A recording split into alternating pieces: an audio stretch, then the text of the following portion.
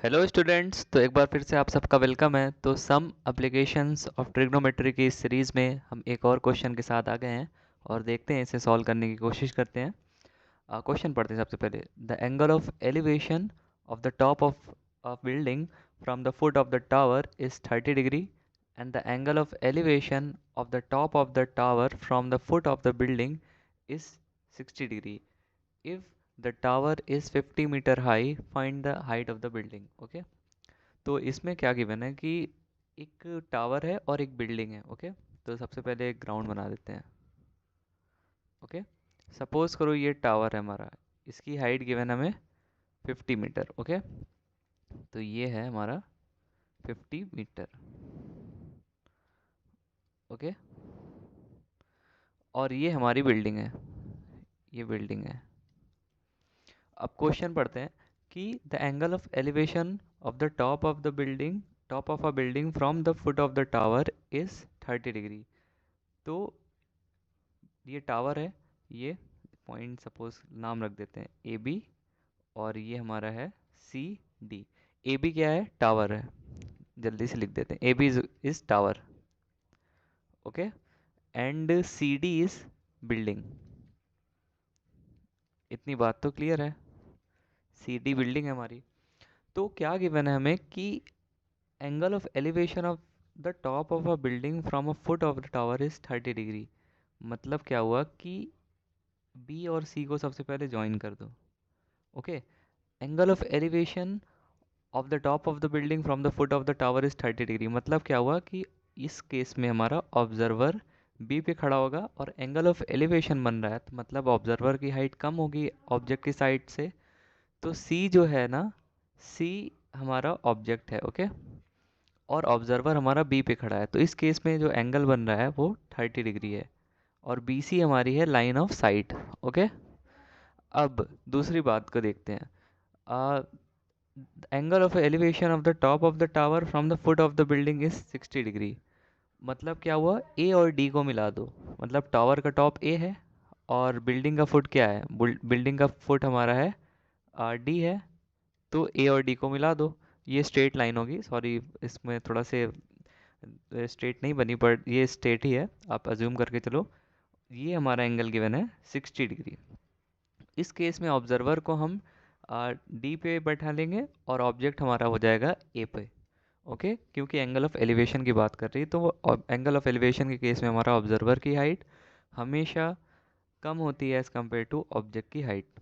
और A B हमने पहले के वीडियोस में भी डिस्कस कर चुके हैं कि जितने भी बिल्डिंग्स होंगे या टावर हो गया या कितने भी स्ट्रक्चर्स होंगे, सारे के सारे 90 डिग्री पर स्टैंड करेंगे।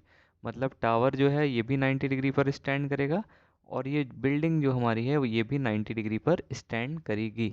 ओके, इतनी बात तो क्लियर है।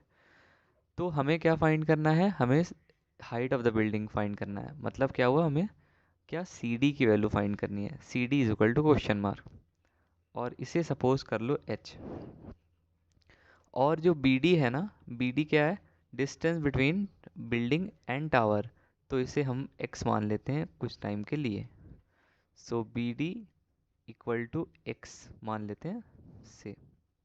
ओके, अब हम देखते हैं कि इसे कैसे सॉल्व कर सकते हैं और कैसे हम फाइंड कर सकते हैं हाइट ऑफ द टावर की वैल्यू। तो हमारे पास दो ट्राइंगल दिखते हुए नज़र आ रहे हैं। एक राइट एंगल ट्राइंगल हमारा सी डी बी है, और दूसरा राइट एंगल ट्राइंगल हमारा ए बी डी है। तो पहले दूसरे वाले राइट एंगल ट्राइंगल से, that is right angle triangle A B D से, हम बी डी की वैल्यू निकाल लेते हैं, और वही बी डी की वैल्यू हम इस ट्राइंगल में यूज़ कर देंगे, that is triangle C D B में, और वहाँ से हम हाइट निकाल लेंगे ईजिली। तो सबसे पहले हम ये ए बी डी ट्राइंगल की बात करेंगे, और यहाँ से हम एक्स की वैल्यू फाइंड करने की कोशिश करेंगे। ओके, सो ये लिख सकते हैं हम in triangle A B D. Okay, यहाँ हमारे पास 60 डिग्री है एंगल ऑफ एलिवेशन, और हमारा परपेंडिकुलर पता है वो 50 डिग्री है, सॉरी परपेंडिकुलर 50 है, और हमें बेस नहीं पता। तो क्या हम tan का रेशियो लिख सकते हैं? या बिल्कुल लिख सकते हैं। tan क्या होता है? Perpendicular upon base. तो ये क्या हो जाएगा? tan 60 डिग्री इक्वल टू क्या होगा? परपेंडिकुलर इसमें देख के बताओ, ट्राइंगल ए बी डी में क्या है? ए बी परपेंडिकुलर है, और बेस क्या है इसमें? बेस हमारा बी डी है, तो ये इतना लिखने में कोई बुरी बात है नहीं।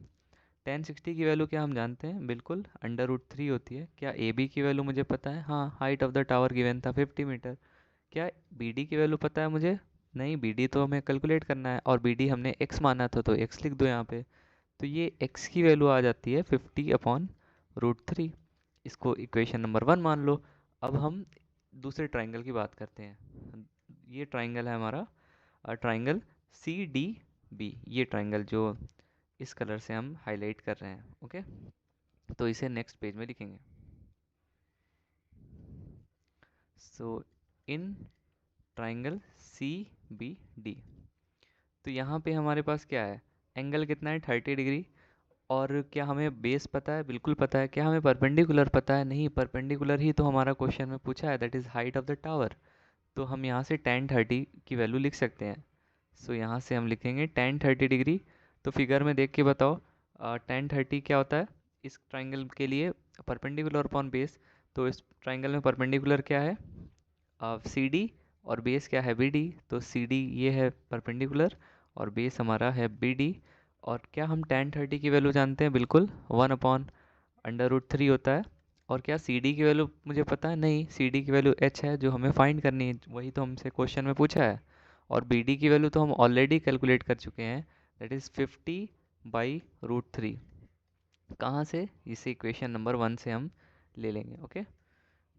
ओके, इतनी बात तो क्लियर है। अब क्या करें हम कि इसको उस साइड लेते हैं, 50/√3 को दूसरी साइड ले जाएंगे। तो 1/√3 इंटू 50/√3 इक्वल टू h हो गया।